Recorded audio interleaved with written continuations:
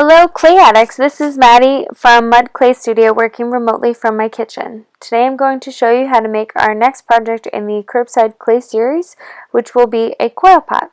Each project is $35 and you can choose your glaze color from orange, yellow, green, sapphire, pink, and grape. You can return to glaze for $15 once restrictions have been lifted. Please let us know when you're going to drop off your projects and allow 3 weeks for firing. We will not email you when they're ready, but we'll let you know a ready by date. I will be posting new projects in the coming days and weeks from my kitchen. Few things to keep in mind. Once you start working with the clay, you have an unlimited time to rework it. Keep it wrapped up in plastic when you are not using it. Do not put this clay in the oven and do not paint it. Your projects must return to Mud Clay Studio to be fired in our kilns and will be food safe once it is fired. All clay washes out of your clothes, and please post your creations on any social media platform using hashtag MudClayStudioNJ and you will be entered into a raffle to win a free walk-in hand building session. Alright, hello everybody, this is Maddie from Mud Clay Studio. I'm going to show you the next project in our series. We're making a coil pot, and this is, everything's going to be in your kit and kind of things that you can also use around the house to make this project. Keep in mind you also have slip in your kit. I would look for a paintbrush around the house because this is going to be very helpful as we keep moving forward. And you also want to pick out what glaze pieces that you want as we keep working with the clay. Here are some samples. I made one before I started. So this is one totally fired and done. This artist made a pinch pot, which I'll show you guys again, and then coiled up to get the height, and then they added all of these very fun orange spirals going all the way around the edges.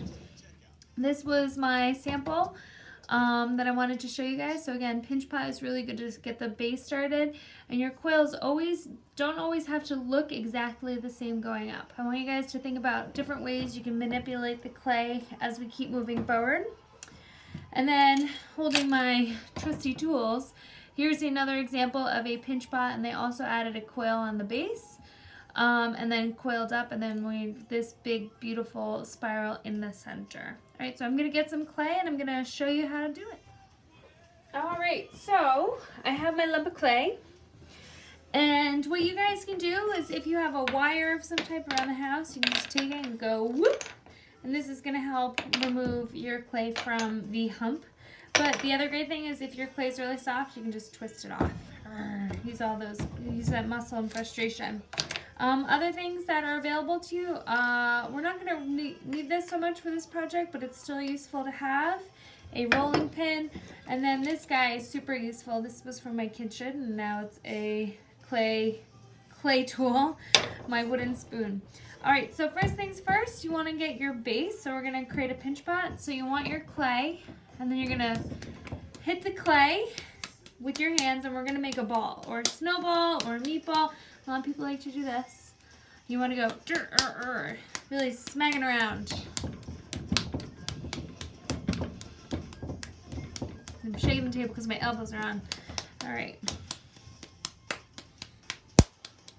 Alright, so I have my pinch pot. So my ball to start my pinch pot. So I'm holding it in my left hand, taking my right thumb, and pressing it into the center of the clay. And I'm pinching and turning. So I'm pinching and turning the clay, pinching and turning the clay. And again, the hole in the center is getting bigger. You can start using your other hands to kind of help with this process as well. And you want to make your clay about 1/4 inch thick. Another technique I like to do is pinch and turn and then put my hand up. But another one is take your thumb and just drag it along the inside. And this is going to help give you height. You want your clay to be about 1/4 inch thick, or the width of your pinky, and same with your bottom. You want everything to be the same thickness. Alright. So you keep pinching the clay and turning. Kind of press it so then it has that base. The other thing is, great tool. Smack the clay. This is going to help get out any of those divots. any of your frustration because you've been home. All right. So I'm just kind of pinching, turning it as we go because we don't want to hit too much in one spot. Kind of press it down. Awesome. So this is my base for my pinch pot. I think this guy's going to look a little different than the other guy. All right, so I have my pinch pot ready to go. Now what I'm going to do is I'm going to take my extra clay and I'm going to make almost a poop shape with my clay. Okay, so we have our coil. All right, to make a coil, you can either do this sitting or standing. You want to roll the clay with the base of your wrist from the base here up to the point of your middle finger. Just rocking back and forth. Some people get a flip-flop. That's okay too, but if you want it to be on the rounder side, I would say try doing it standing up if you're just starting to do this. All right, so I have my nice coil. Now, when we attach two pieces of clay, we need our tools, our very trusty fork, okay, plastic fork. Been used in all of these videos so far. So what I'm doing is I'm just scratching the clay all the way around and then scratching the clay down here. And again, you would want like a very itchy mosquito bite. Think of brick and mortar, think of Legos locking together. Again, slipping and scoring all the way down. All right, now, I'm sorry, scoring. Now we're gonna start using our slip. I have my brush. Gonna dip it in and go, just kind of paint it on as we go. Now again, make sure that you scratch this surface and this surface so then it'll lock into place. Okay, so I'm gonna take my coil and press it in. All right, keep going. Now the other thing is, if you don't like how coil looks and you just want to use this as a technique for building up your clay, you can always use your fingers and press the clay into itself. Another thing that you can use is start using a spoon. One of the plastic spoons are very fancy clay tools. And use this to kind of press the two clays together so then it just looks like one piece. If you do like how the coil looks, just keep going with it, all right? The other thing is your spoon. You can smack it. If the clay is really soft, this might be not so great for your clay and it might just make it thinner and kind of softer, but that's another technique that you can use. All right, so as you guys see, I kind of blended my coil in so you can barely see that it was existed, but you can see on the inside that it was still there. All right, next, coil. So this is when I start getting funky. All right, you can take your clay and kind of roll it in your fingers.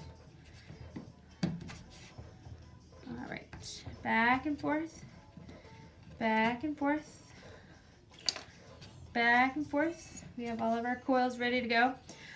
This one, what I want to do is I want to spiral it. So I'm just going to scratch my clay, add some slip,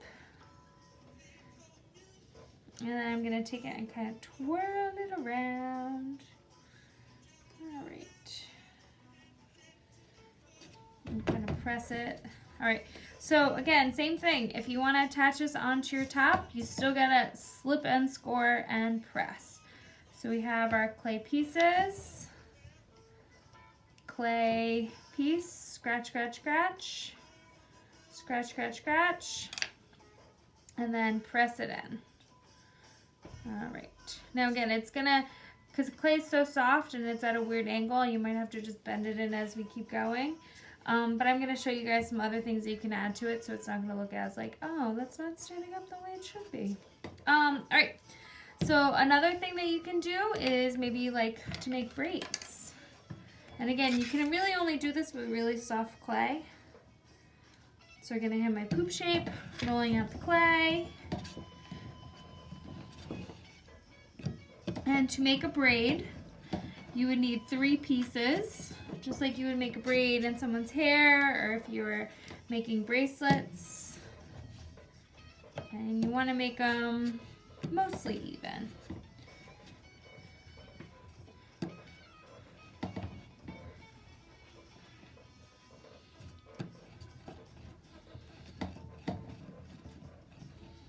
Alright, so now I have my 3 pieces. And not perfect. I can keep working, but I want you guys to get started. Alright, so I have my 3 pieces. I'm going to take them, just like you would a braid. I'm kind of squishing the top together. I'm going to go, that guy escaped. I'm going to lay it over, lay it over,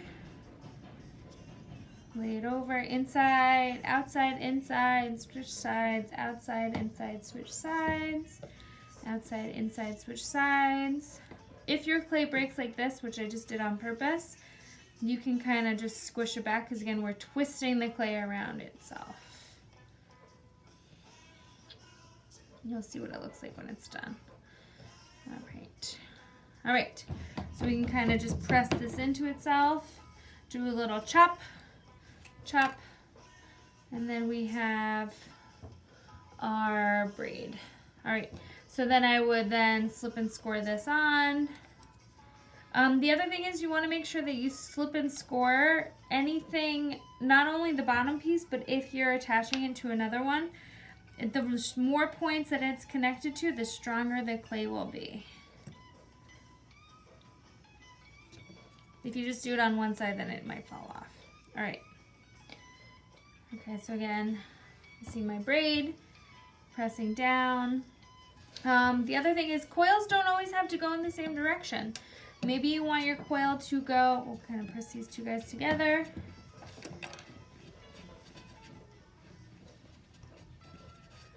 Maybe you want this coil to go in the opposite direction now. If you remember making fans as kids, this is a great technique for making coils.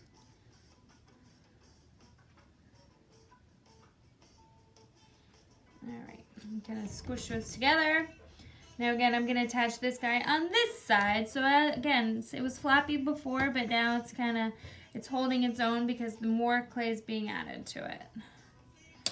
If your piece dries out, it's okay. If you want to come back and work on it later on, I would just grab a plastic shopping bag and wrap it up so it doesn't dry out.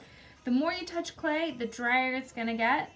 You should start with a pretty soft piece as you look in your kits, but you guys can kind of see other things that you can add or do with your clay.